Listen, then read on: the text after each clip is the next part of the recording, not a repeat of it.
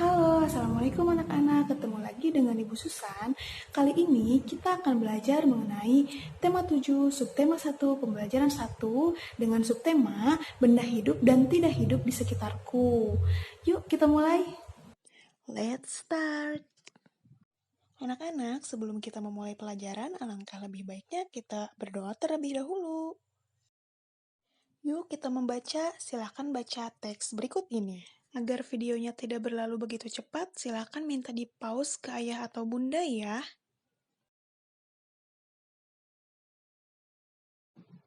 Setelah kalian baca teksnya, kira-kira apa sih yang dimaksud dengan benda hidup dan tak hidup?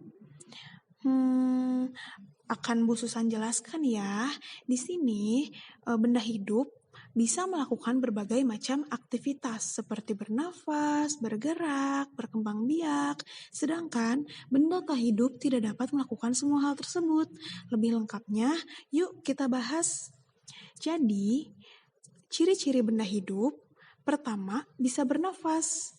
Kira-kira lihat deh di sekeliling kita, apa aja sih yang bisa bernafas? Mama bernafas nggak ya? Kita bernafas nggak ya? Coba dicek dulu. Oh iya, bernafas. Berarti kita termasuk benda hidup karena kita bisa bernafas. Coba bandingkan dengan botol minum. Apakah botol minum bisa bernafas? Tentu enggak ya. Selanjutnya, benda hidup bisa bergerak. Semua makhluk hidup dapat melakukan gerak. Apa yang dimaksud dengan gerak? Apakah kalian mengetahui itu? Bergerak itu, misal dari kita duduk di tempat tidur, tiba-tiba kita ingin pipis ke kamar mandi, kita bergerak ke kamar mandi. Terus, jangankan kita bergerak berjalan, untuk kita garuk-garuk saja di tempat yang gatal di badan kita, itu sudah termasuk bergerak loh anak-anak. Membutuhkan makan dan air. Makanan dan air merupakan kebutuhan yang sangat penting bagi makhluk hidup. Kita nih contohnya kalau kita nggak makan pasti lemes kan, nggak semangat, sedih aja pokoknya bawaannya. Kita juga butuh minum karena kita pasti akan merasakan haus, begitulah makhluk hidup. Berbeda dengan makhluk yang tidak hidup. Contohnya, kalian punya kipas angin di rumah. Apakah dia butuh makan?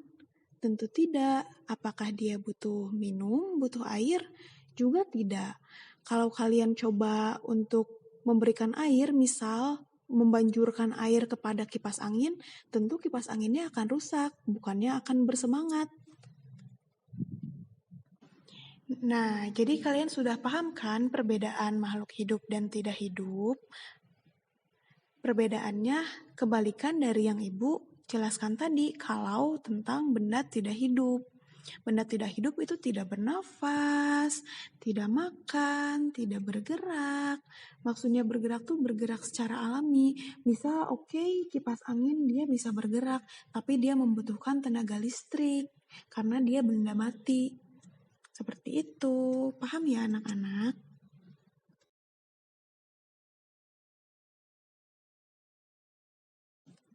Jika kalian sudah paham, yuk kita ke halaman 5. Di sini katanya ada perhatikan gambar benda-benda berikut. Ada tiang bendera, ada gedung sekolah, ada Edo, ada Lani, ada Udin, ada anak bebek, ada ikan, ada sepeda, ada boneka, mobil-mobilan, dan Garuda Pancasila. Yuk kita kategorikan atau kita pisahkan yang mana aja nih yang benda hidup, yang mana yang benda tak hidup. Silahkan kalian tuliskan di buku tulis kalian. Cukup namanya saja ya, tidak usah digambarkan. Selanjutnya, biasanya kalau lagi nggak corona, anak-anak sekolah suka berangkat ke sekolah mengenakan pakaian seragam, ada yang mengenakan topi sekolah juga. Topi sekolah juga termasuk benda mati loh, benda yang tidak hidup. Ngomong-ngomong soal topi sekolah, yuk kita coba menyanyikan lagu Topi Saya Bundar. Yuk kita nyanyi sama-sama.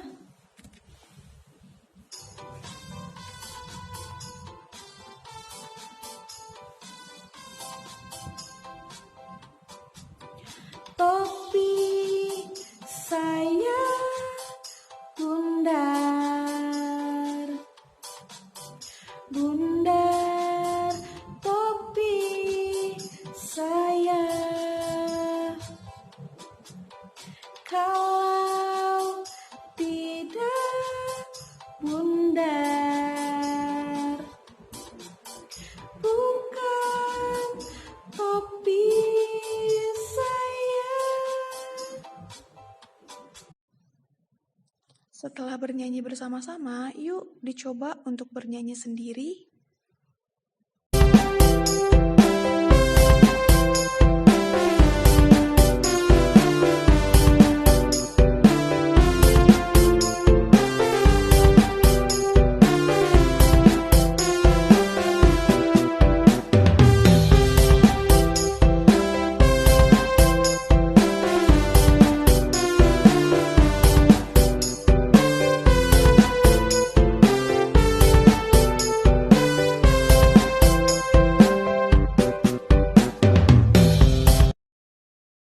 Wah, hebat! Suara kalian bagus sekali. Bernyanyinya sangat antusias. Hebat!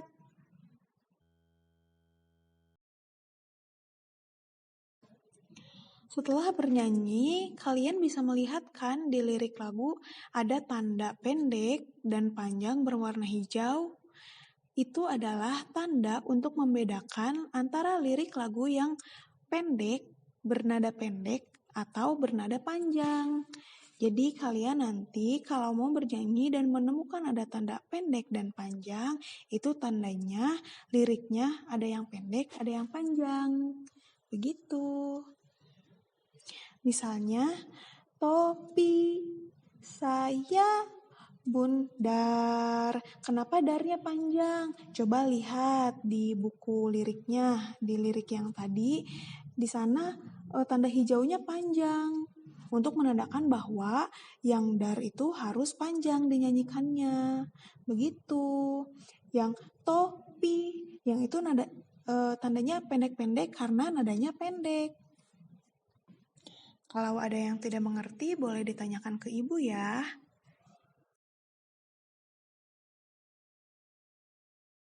Sekarang kita akan berkenalan dengan Pancasila nomor keempat. Ini dia simbol Pancasila keempat. Simbol Pancasila nomor keempat berbentuk kepala banteng. Bisa kalian lihat sendiri ya di gambar. Anak-anak, kalian ada yang tahu bunyi sila keempat itu apa? Coba lihat gambar di atas. Yang ada kepala bantengnya itu adalah simbol Pancasila keempat yang berbunyi kerakyatan yang dipimpin oleh hikmat kebijaksanaan dalam permusyawaratan perwakilan. Itu bunyi dari sila keempat. Silakan kalian hafalkan ya. Sekian pembelajaran hari ini. Terima kasih. Tolong jaga kesehatan terus ya. Sehat-sehat semua. Wassalamualaikum warahmatullahi wabarakatuh.